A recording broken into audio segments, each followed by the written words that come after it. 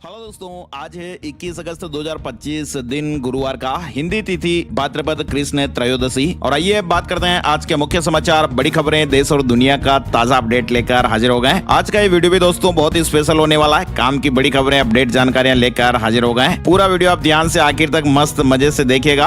किसान भाइयों के लिए, कर्मचारियों के लिए, युवाओं के लिए, पढ़ने वाले बच्चों के लिए और आम जनता से जुड़े कई महत्वपूर्ण फैसले हम जानने वाले हैं। काम की बड़ी खबरें, अपडेट, जानकारियां हम आपको दिखाएंगे। बिना टाइम विलंब के शुरुआत करते हैं आज की पहली बड़ी खबर। सबसे पहले आप देखिए, सूरत में मालिक ने ही करवाए 32 करोड़ के हीरे चोरी। सूरत में 32 करोड़ के हीरे चोरी के मामले में ये पुलिस ने बड़ा खुलासा किया है। मुख्य आरोपी कंपनी का मालिक देवेंद्र कुमार चौधरी निकला और उसने इंश्योरेंस की रकम हड़पने के लिए साजिश रची थी। देवेंद्र ने साजिश में अपने दोनों बेटों, ड्राइवर और उसके 2 साथियों को भी शामिल किया। कापोद्रा पुलिस और सूरत क्राइम ब्रांच ने मिलकर इस बड़े फर्जीवाड़े का भंडाफोड़ किया। पुलिस के मुताबिक DK and sons diamond company के मालिक देवेंद्र कुमार चौधरी ने बताया कि उस पर कर्जा बढ़ गया था और इसी वजह से उसने हीरे चोरी की साजिश रची। ड्राइवर और उसके 2 साथियों से 10 लाख में डील की। 15 से 17 अगस्त के बीच ये चोरी की गई थी और मौके से फोरेंसिक टीम ने सबूत भी जुटाए थे। और तो और चोरी दर्शाने के लिए डीवीआर तक उखाड़ दिए गए थे और सीसीटीवी भी तोड़ दिए गए थे। फिलहाल इस मामले का एक खुलासा हो गया है। मामला भी छोटा मोटा नहीं, 32 करोड़ के हीरे थे। बीमा क्लेम पाने की साजिश में ये काम कर डाला है ना। और बड़ी खबर आप देख सकते हैं, इंटरनेशनल बुक ऑफ रिकॉर्ड्स में पंचकुला के आलोक का नाम दर्ज हो गया है। कहते हैं ना दोस्तों की उम्र तो बस एक नंबर है, अगर हौसला मजबूत हो तो कोई भी लक्ष्य हासिल किया जा सकता है। और इसका ताजा उदाहरण पंचकुला के 62 वर्षीय साइकिलिस्ट आलोक भंडारी ने पेश किया है। उन्होंने लेह से मनाली तक 428 किलोमीटर का सफर 48 घंटे से भी कम समय में पूरा कर इंटरनेशनल बुक ऑफ रिकॉर्ड में अपना नाम दर्ज करा लिया। और खास बात आप देखिए, आलोक दिल के मरीज हैं और साल 2020 में उनकी हार्ट की सर्जरी भी हुई थी। इसके बावजूद भी उन्होंने हार नहीं मानी और कोविड के बाद साइकिलिंग को अपनी दिनचर्या बना लिया। आलोक जो पंजाब सरकार के सिंचाई विभाग से रिटायर हो चुके हैं, साल 2022 में पहली बार मनाली से लेह तक का सफर किया था। तब उन्हें ये यात्रा पूरी करने में 5 दिन का समय लगा था, लेकिन इसके बाद उन्होंने हर साल अपना रिकॉर्ड बेहतर किया। 2025 में उन्होंने सिर्फ 47 घंटे 32 मिनट में 428 किलोमीटर का सफर तय कर ये नया कीर्तिमान स्थापित किया है। इनकी मेहनत, जोश, जुनून और जज्बे के लिए दोस्तों एक लाइक तो यहाँ पर जरूर बनता है। आलोक कहते हैं कि कठिन रास्तों और मौसम की कड़ी चुनौतियों को पार करने के लिए मानसिक मजबूती सबसे ज्यादा जरूरी है। और उनका ये मानना है कि अगर इंसान ये ठान ले तो किसी भी उम्र में बड़ी से बड़ी चुनौती को भी मात देकर एक नया इतिहास रचा जा सकता है। बहुत अच्छी बात उन्होंने कही है। बढ़ते हैं आगे, बड़ी खबर में एमबीबीएस में फेक डॉक्यूमेंट से एडमिशन मामले में एफआईआर दर्ज हुई है। खबर है हिमाचल प्रदेश से। हिमाचल प्रदेश के टांडा मेडिकल कॉलेज कांगड़ा में फर्जी डॉक्यूमेंट से एमबीबीएस में दाखिला मामले में पुलिस ने एक लड़की पर एफआईआर दर्ज कर दी है और पुलिस ने लड़की को हिरासत में भी ले लिया है। अब जांच की जा रही है। युवती द्वारा सबमिट डॉक्यूमेंट फर्जी पाए गए। एमबीबीएस करने जा रहे हैं और डॉक्यूमेंट फर्जी। आप देख सकते हैं किस तरह से आगे डॉक्टर बनेंगे। वहीं देखिए आप, बिहार और उत्तर प्रदेश से जैसलमेर में आ रहे 500 रुपए के नकली नोट। जी हाँ, सावधान रहिएगा आप भी पैसे लेन देन वगैरह में। जैसलमेर में बॉर्डर से सटे मोहनगढ़ इलाके में 500 रुपए के एक नकली नोट की खेप पकड़ी गई है। पुलिस ने इस मामले में बिहार के एक व्यक्ति को और एक उत्तर प्रदेश के व्यक्ति को गिरफ्तार किया है और इनके पास से 67,000 रुपए बरामद किए गए हैं। इधर आप देखिए, राहुल गांधी के वोट चोरी आरोपों पर सुप्रीम कोर्ट में जनहित याचिका भी दायर हो गई है। एसआईटी जांच की मांग की गई है। लोकसभा चुनाव 2024 में बेंगलुरु सेंट्रल निर्वाचन क्षेत्र में मतदाता सूची में हेरफेर के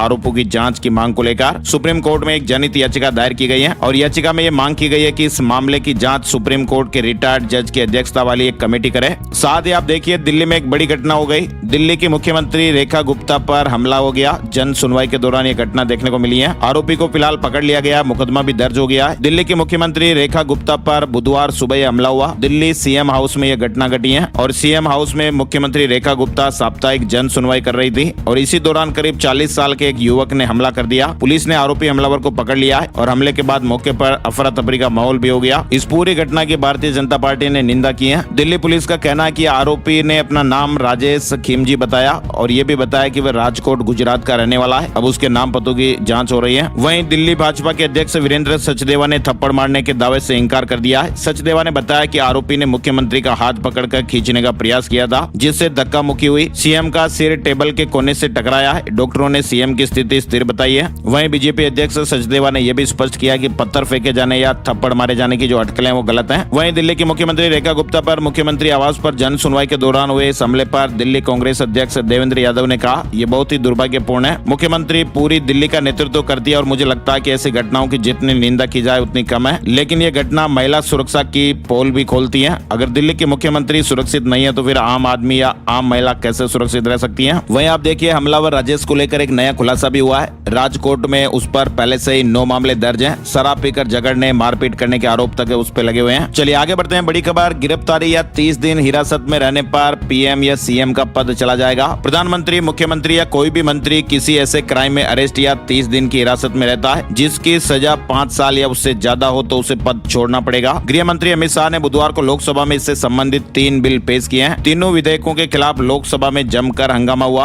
विपक्ष ने तीनों बिलों को वापस लेने की मांग की। विपक्ष ने गृह मंत्री के ऊपर कागज के गोले तक फेंके। कांग्रेस, एआईएमआईएम प्रमुख असदुद्दीन ओवैसी और सपा ने बिलों को न्याय विरोधी, संविधान विरोधी बताया है। वहीं अमित शाह ने बिलों को संयुक्त संसदीय समिति जेपीसी को भेजने की बात कही है। ये तीनों बिल अलग अलग इसलिए लाए गए हैं क्योंकि केंद्र सरकार, राज्य सरकार और केंद्र शासित राज्यों के लीडर्स के लिए अलग अलग प्रावधान है। वहीं केंद्रीय गृह मंत्री अमित शाह ने 130वें संविधान संशोधन विधेयक पर विपक्ष के विरोध पर कड़ी प्रतिक्रिया व्यक्त की है। ये विधेयक जेल से शासन करने पर रोक लगाता है। अमित शाह का कहना है कि विपक्ष कुर्सी के मोह में कानून को दरकिनार कर रहा है। विधेयक का उद्देश्य सार्वजनिक जीवन में नैतिकता लाना और भ्रष्टाचार पर रोक लगाना है। वहीं आप देखिए पश्चिम बंगाल की मुख्यमंत्री ममता बनर्जी ने भी संसद में पेश हुए 130वें संविधान संशोधन विधेयक की कड़ी निंदा की है। उन्होंने इसे लोकतंत्र विरोधी और न्यायपालिका की स्वतंत्रता को कमजोर करने वाला बताया है। चलिए अगली बड़ी खबर आप देखिए, लोकसभा ने पारित किया ऑनलाइन गेमिंग विधेयक। जी हाँ, लोकसभा में बुधवार को ऑनलाइन गेमिंग के प्रोत्साहन और विनियमन विधेयक पारित कर दिया गया। यानी इस विधेयक का उद्देश्य ई स्पोर्ट्स और ऑनलाइन सोशल गेम को बढ़ावा देना है, जबकि ऑनलाइन मनी गेम्स यानी पैसों से जुड़े खेलों, उनसे जुड़ी सेवाओं, विज्ञापनों और वित्तीय लेन देनों पर पूरी तरह प्रतिबंध लगाना है। हालांकि विधेयक में स्पष्ट किया गया कि ऑनलाइन मनी गेम खेलने वाले लोगों के खिलाफ कोई सजा नहीं दी जाएगी। केवल सेवा प्रदाताओं, विज्ञापनदाताओं, प्रमोटरों और वित्तीय सहयोगियों पर कार्रवाई होगी। इस कानून के तहत ऑनलाइन मनी गेम की पेशकश करना या संचालन करने पर 3 साल तक की कैद और या 1 करोड़ रुपए तक का जुर्माना भी हो सकता है। विज्ञापन से जुड़े उल्लंघन पर 2 साल तक की जेल और 50 लाख रुपए तक का जुर्माना भी लगाया जा सकता है। दोबारा अपराध करने पर 3 से 5 साल तक की कैद और 2 करोड़ रुपए तक का जुर्माना लग सकता है और ये सभी प्रमुख अपराध संज्ञेय और गैर जमानती होंगे।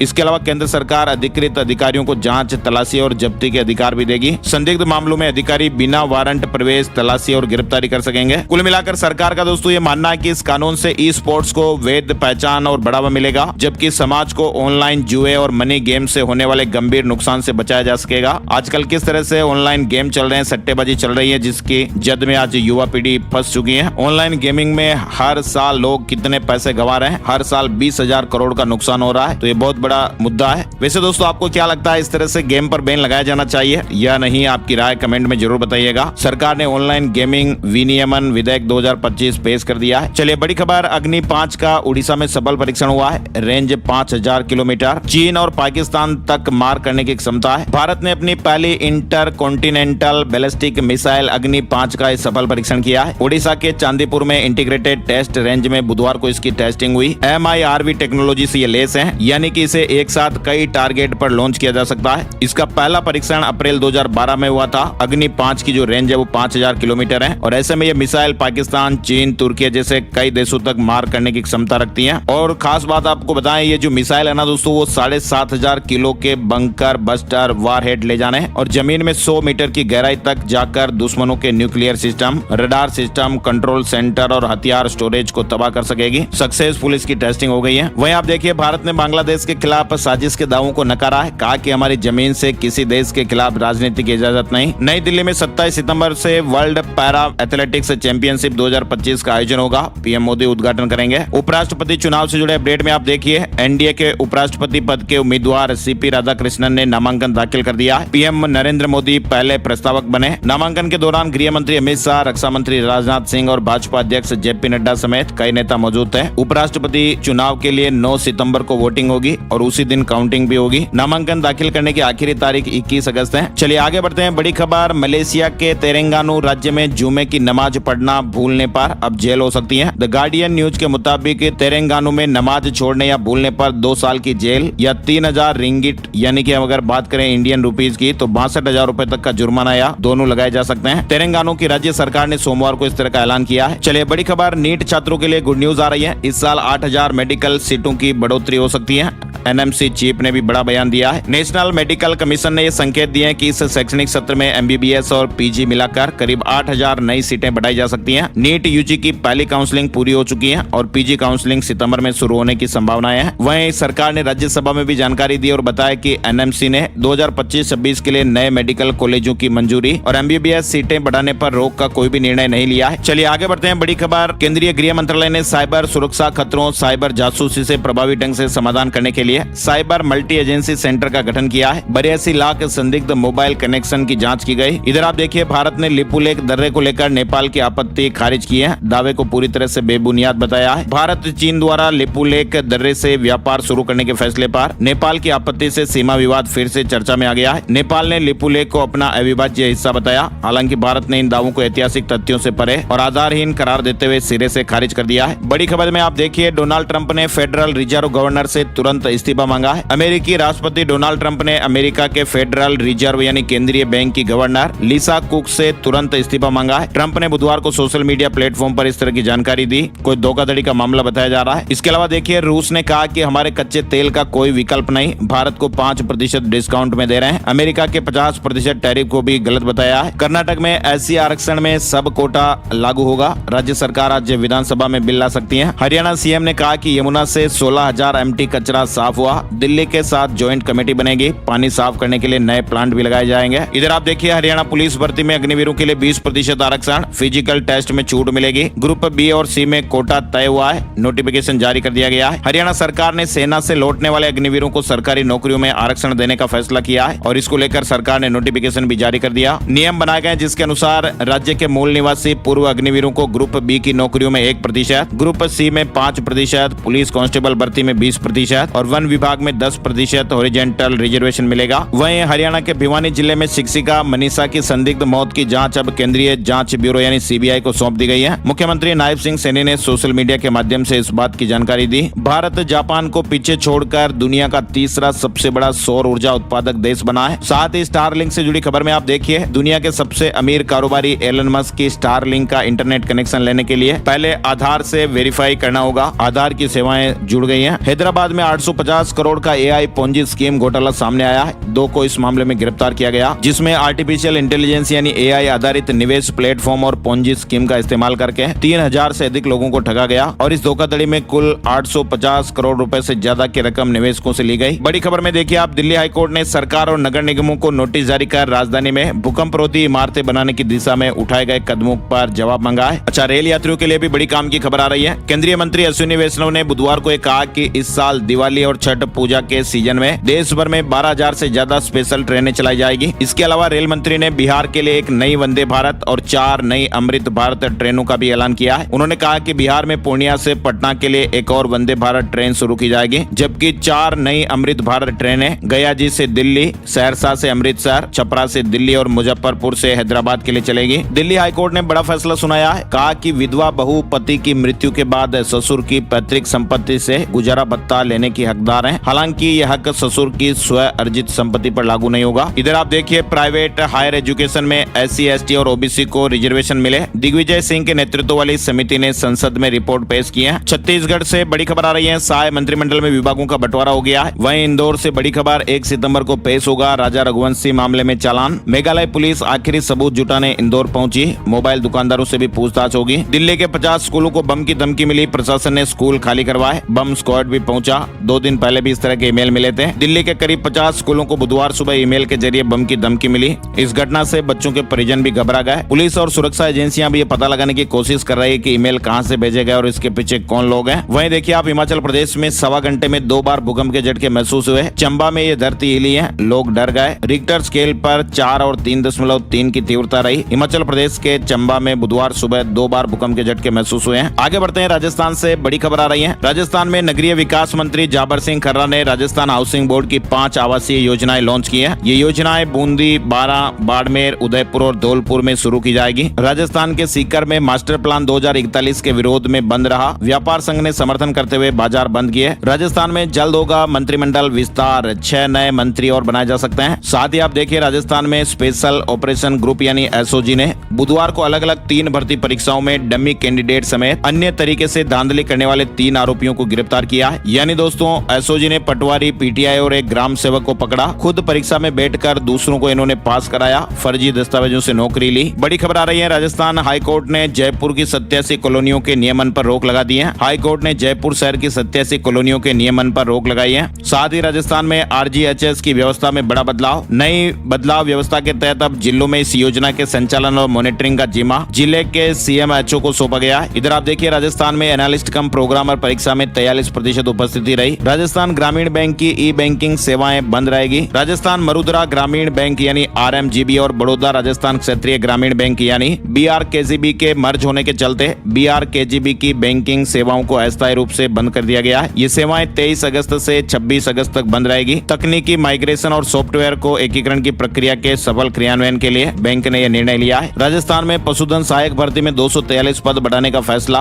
प्रदेश में कुल 2783 पदों पर नियुक्ति होगी। चलिए मध्य प्रदेश से बड़ी खबर में, भोपाल के बरखेड़ी अब्दुल्ला में राजधानी की सबसे बड़ी गौशाला दिसंबर तक बनकर तैयार हो जाएगी और इस गौशाला में 10,000 गायों को एक ही छत के नीचे रहने की व्यवस्था रहेगी। गौशाला बनने का काम अंतिम दौर में है। इंदौर में संपत्ति कर नहीं भरने पर 36 दुकानें सील कर दी गई हैं। मध्य प्रदेश में 3 साल में 30% बढ़ेगा कर्मचारी और अधिकारियों का डीए। वित्त विभाग ने लिमिट तय की है, यानी मध्य प्रदेश में अधिकारी और कर्मचारियों का अगले 3 साल में 30% तक महंगाई भत्ता बढ़ेगा। अभी कर्मचारियों को 55% डीए मिल रहा है। चालू वित्तीय वर्ष में 31 मार्च तक इसे 9% बढ़ाकर 64% करने का टारगेट है। इधर आप देखिए, एमपी में पहली बार बना ओरल हेल्थ डेटा बैंक। जी हाँ, यानी दोस्तों, दांतों की जो हल्की समस्या है इसे हम नजरअंदाज कर देते हैं, लेकिन ये बहुत बड़ी परेशानी हो सकती है। एम्स भोपाल के जो ताजा स्टेट लेवल सर्वे हुआ उसमें ये बातें सामने आई है। सर्वे ये बता रहा है कि वर्तमान में मध्य प्रदेश के 70% से अधिक बुजुर्ग और करीब आधे 5 साल के बच्चे कैविटी से प्रभावित दिखे, जो बचाव और शुरुआती देखभाल की भारी कमी की ओर इशारा करते हैं, यानी दांतों में कैविटी पाई गई। 2 से 17% तक मामलों में तो कैंसर का भी रिस्क रहता है। इधर आप देखिए, छत्तीसगढ़ में नक्सलवाद पर भी कड़ा प्रहार हुआ है। 55 लाख के इनामी समेत 29 नक्सलियों ने आत्मसमर्पण कर दिया। नक्सलियों में डर और संगठन छोड़ने की प्रवृत्ति बढ़ रही है। पिछले 18 महीनों में दंतेवाड़ा में 390 से अधिक नक्सलियों ने आत्मसमर्पण किया है। वहीं छत्तीसगढ़ में एनएचएम कर्मचारियों की हड़ताल तीसरे दिन भी जारी रही। चलिए बड़ी खबर देखिए आप उत्तर प्रदेश से।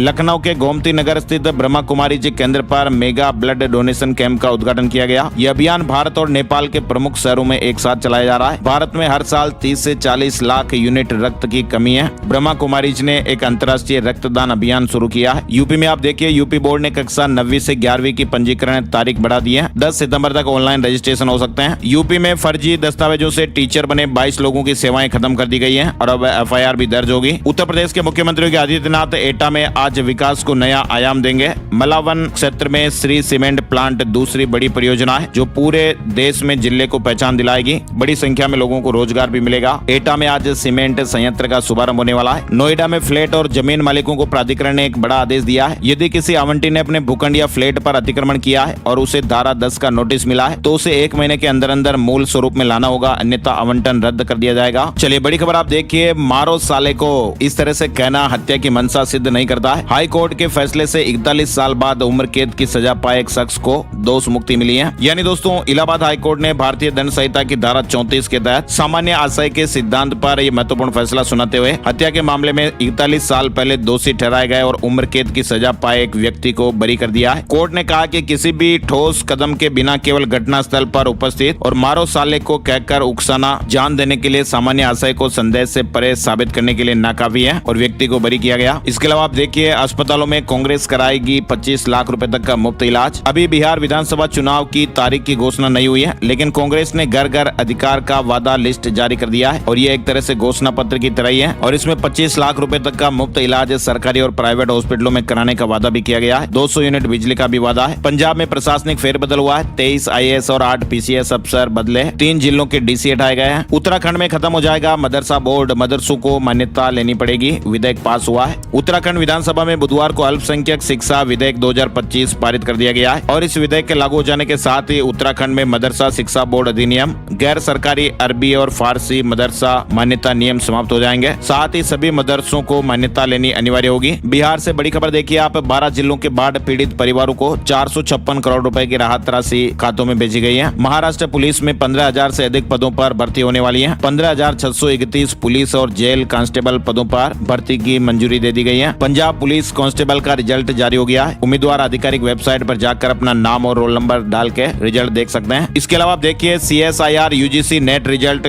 जारी हो गया है। गूगल की नई स्मार्ट वॉच भारत में लॉन्च हो गई है। कई हेल्थ फीचर से ये लेस होगी। हिमाचल वेदर अपडेट में आपको बताते हैं, हिमाचल प्रदेश के कई भागों में बारिश हुई है। सैकड़ों घरों और दुकानों में पानी और मलबा भर गया। कुल्लू के शास्त्री नगर और गांधीनगर में फ्लैश फ्लड से काफी नुकसान हुआ है। वहीं मुंबई में भी लगातार तीसरे दिन स्कूल और कॉलेज बंद रहे, कार्यालय तक बंद करने पड़े। 34 लोकल ट्रेनें कैंसिल हो गई। मुंबई में तेज बारिश का बुधवार को तीसरा दिन रहा। राजस्थान के जयपुर में भी तेज बरसात हुई है। बांसवाड़ा में माही डैम के गेट खोले गए। राजस्थान के दक्षिण पश्चिमी जिलों में बारिश का दौर जारी है। जयपुर में बुधवार शाम 6 बजे बाद तेज बरसात हुई। इसके अलावा 12, चित्तौड़गढ़, प्रतापगढ़, सिरोही, कोटा, जालौर और झालावाड़ समेत कई जिलों में 1 से 2 इंच तक पानी बरसा। मौसम विभाग ने आज गुरुवार को राजस्थान राज्य के 28 जिलों में बारिश का येलो अलर्ट जारी किया है। मौसम विशेषज्ञों के अनुसार राजस्थान में 23 अगस्त से बारिश और बढ़ने की संभावनाएं हैं। वहीं सवाई माधोपुर में चौथ का बरवाड़ा उपखंड क्षेत्र में स्थित ईसरदा बांध से अब लोगों को पानी मिलने की आस बंधी है। इस बांध से 1256 गाँव के लोगों को पीने का पानी मिलेगा। इधर रांची समेत 8 जिलों में भारी बारिश का अलर्ट है और अगले 48 घंटे में हेवी रेन की चेतावनी दी गई है। शेयर मार्केट न्यूज अपडेट में आपको बताएं, सेंसेक्स 213 अंक चढ़कर 81,858 के स्तर पर बंद हुआ। निफ्टी में 70 अंकों की तेजी रही और ये 25,051 के स्तर पर बंद हुआ है। अब आपको बताते हैं सोने चांदी के भाव। सोने और चांदी के दामों में गिरावट रही। 24 कैरेट सोने के दाम 222 रुपए गिरकर 98,946 रुपए प्रति 10 ग्राम पर रहे। चांदी की कीमतें बहुत ज्यादा कम हुई, 2,431 रुपए कम होकर 1,11,194 रुपए प्रति किलो पर रही। और अब चलते चलते एक नजर आज का राशिफल। आज 21 अगस्त गुरुवार को पुष्य नक्षत्र का शुभ संयोग भी बन रहा है, जिससे आज मेष राशि वालों की प्रॉपर्टी की अच्छी डील हो सकती है। मिथुन राशि वालों को नया प्रोजेक्ट मिल सकता है। कर्क राशि वालों के लिए एक्स्ट्रा इनकम के योग बनेंगे। तुला राशि वालों की आर्थिक स्थितियां बेहतर होगी।